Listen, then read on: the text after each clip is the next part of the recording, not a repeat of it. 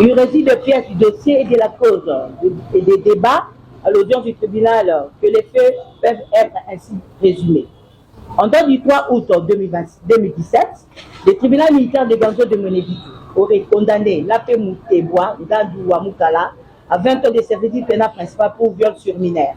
Et celui-ci sera placé en détention à la prison urbaine de Moneditu sous la réquisition en fin d'emprisonnement de l'auditeur militaire des garnisons signé en date du 4 août 2017.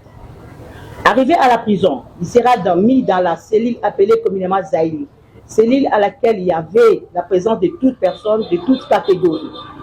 Après avoir passé quelques temps dans la cellule Zaïli, Lapé Mouteboa Ngandou Wamukala sera permis de la cellule Zaïli vers la cellule de Lezoloué, moyennant une somme de 25 000 francs congolais selon l'organisation de prison en mars 2023.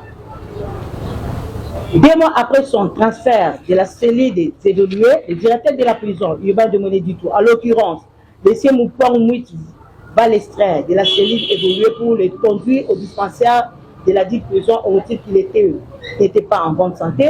Pour lui, le condamné Mouteboa Ngandou Wamukala manifestait des faiblesses et vomissait.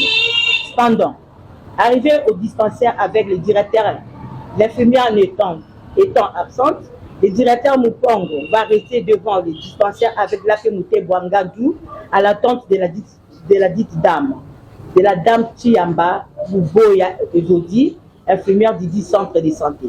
Et aussi pour laisser Lapé Ngandou de prendre un peu de l'air sous l'ombrage. Lors de l'arrivée de cette dernière, le directeur Moupong Nuit lui présenta Lapé Ngandou pour une prise en charge médicale appropriée. L'infirmière Chimban, à son tour, sans établir une fiche médicale, le détenu Ngandou lui dira qu'il avait des vertiges et manifestait des faiblesses comme plainte. Après cet échange avec les patients détenus Mouteboa Ngandou, cette dernière conclut à une crise de tension. Et comme elle n'avait pas la tensiomètre, celle-ci décida de lui donner des sérums orales sans autre prescription médicale ou examen. Et l'infirmière va partir laissant le patient, le détenu Mouteboa Ngandou, est assis avec le directeur Moupong devant le dispensaire sous l'ombrage.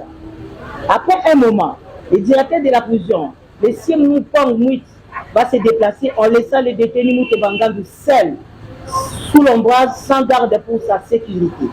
Or, à cette journée, la prison avait reçu la visite des chrétiens qui avaient apporté des dons aux prisonniers.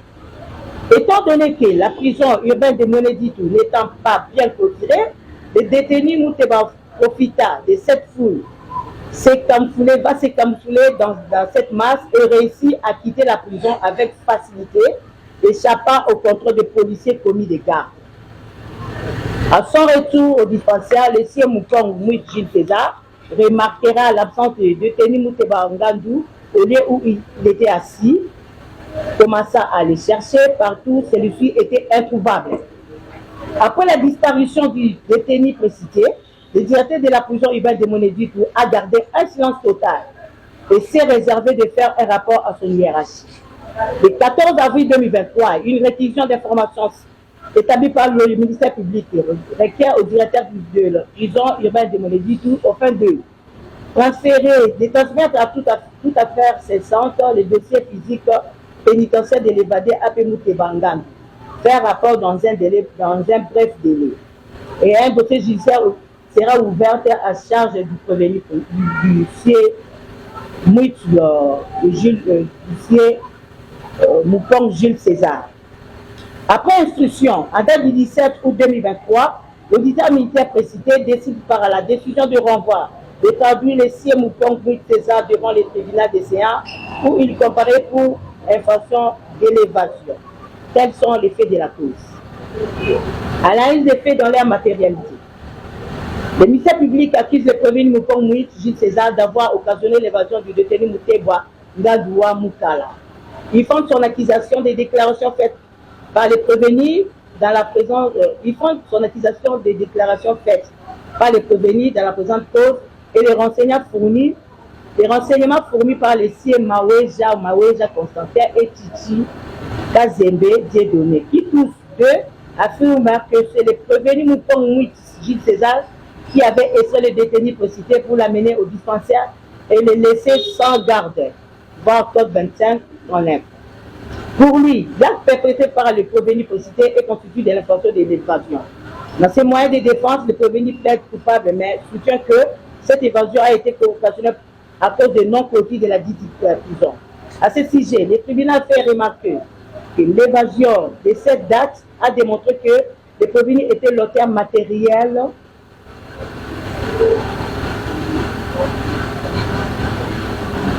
de ces forfaits comme relaté sous page qu'il avait essayé de le détenir si au cité et lui laisser en dehors de sa cellule sans un élément pour sa garde. Le tribunal relève que l'évasion a eu lieu sans bruit de prison, sans violence et sans effraction, que le fugitif est sorti librement de la prison et son départ ne pouvait que se faire de cette manière et la seule personne qui a laissé le prévenu seul, sans garde, à cet endroit est le prévenu Moupong Moudjib César.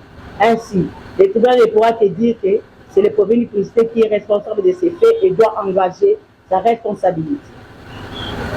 Des preuves. Il est de principe qu'en matière pénale, le juge ne peut fonder sa décision que sur des preuves. L'administration de celle-ci en droit pénal congolais est guidée par les principes de la liberté, celui du contraire et celui de l'intime conviction du juge.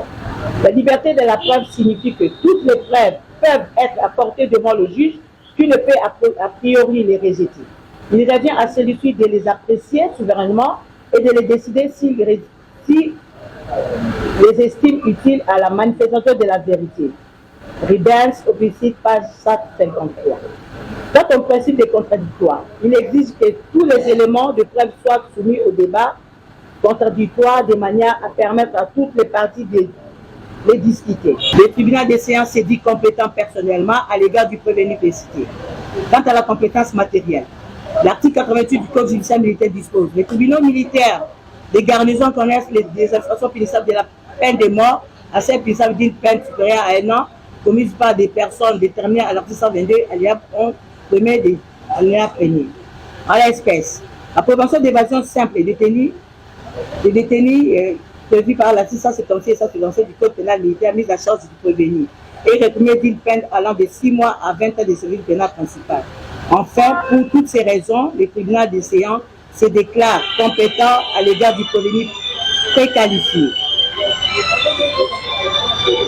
Quant au fond de l'évasion des détenus, l'article 176 du Code pénal militaire dispose: toutefois qu'une évasion de détenus ou de prisonniers de guerre aura lieu, le commandant ou le directeur de la prison, ou tout militaire ou assimilé des forces armées servant d'escorte ou garnissant les postes, les gardiens des geôliers ou tout préposé à la conduite, au transport ou à la garde des détenus ou prisonniers seront punis conformément aux prescrits des articles suivants. Les peines portées pour les cas de connivence seront également encourues si les personnes visées à l'alinéa précédent ont été de procurer ou faciliter une évasion, même si celle-ci n'a pas été consommée ni tentée et quand bien les préparatifs auraient été menés à l'insu de détenus ou de prisonniers. L'article 176 du Code militaire dispose: en cas d'évasion d'un détenu condamné par des juridictions militaires ou d'un prisonnier de guerre, les proposés à sa garde ou conduite seront punis en cas de négligence à une peine égale à celle en raison de laquelle l'évadé était détenu ou s'il était détenu préventivement, à celle attachée par la loi d'inculpation qui motivait la détention sans qu'elle puisse dans l'un ni l'autre cas excéder 20 ans de service pénal ni inférieur à 6 mois de service pénal. Des éléments constitutifs de l'évasion. Selon la doctrine, qu'il s'agisse de l'évasion simple ou qualifiée, sa réalisation suppose la réunion substantielle ci-après. L'auteur de l'infraction. L'acte incriminé est l'élément moral. Colonel magistrat Moutata Louaba, droit pénal militaire congolais, les peines et incriminations de la compétence des juridictions militaires, édition, service, documentation, ministre de Justice, 2004, page 180. S'agissant de l'auteur de l'infraction, selon les doctrinaires précités, l'évasion est une incrimination qui peut être commise par une tierce personne chargée ou de la garde, de la conduite ou des transports de l'évadé, ou par le détenu lui-même qui parvient à s'en aller sans assistance extérieure, c'est-à-dire par son action individuelle, ici d'une imagination sinistre. Mutata loi aussi page 580.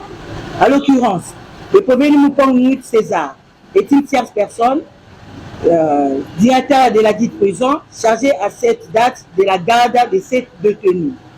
Quant à l'acte incriminé, les mêmes doctrinaires disent l'incrimination d'évasion suppose impérativement un acte matériel, positif ou négatif, du tierce des délinquants dans les faits de faciliter ou de procurer des moyens subjectifs de réaliser la dite évasion. Mutata Loaba, idem. 580. Dans les cas d'espèce, le premier Moupong a posé des actes matériels, positifs et négatifs pour faciliter l'évasion du détenu Mouteboa, Ngandou ou Moukala. En ce qui concerne les actes matériels positifs, il ressort des déclarations cohérentes des renseignants Maweja Constantin, les chefs de détention de la dite prison, et les Setiti Kazembe, j'ai donné alias Bébé Rico, chef de la cellule des évolués, que le prévenu aurait extrait l'évadé Mouteba Ngandou de sa cellule pour le conduire au centre de santé pour une consultation médicale. Et cela s'est déroulé pendant plus ou moins 3 fois au courant d'une semaine. Et c'est lui-même qui restait avec l'évadé sous l'ombrage du matin jusqu'à 17h, aux heures de la fermeture de la prison. Alors que l'acte négatif réside des comportements du prévenu surnommé qui s'est obtenu de mettre un garde pour la sécurité de l'évadé au moment où il voulait se déplacer, laissant le détenu seul sous l'ombrage devant le dispensaire sans un policier de garde pour la surveillance. Pour le tribunal, il est évident que cette inaction du prévenu peut être qualifiée de connivence. Le tribunal note que le prévenu dans ses aveux reconnaît avoir fait faciliter l'évasion du détenu précité en lui laissant seul sans garde devant le dispensaire. Pour devenir punissable, l'acte matériel doit obéir à une double condition limitative ci-après. La régularité de la détention et la légalité du lieu de détention. De la régularité de la détention. Selon la doctrine citée supra, on ne peut parler d'évasion lorsque l'agent qui quitte le lieu de détention a été irrégulièrement gardé.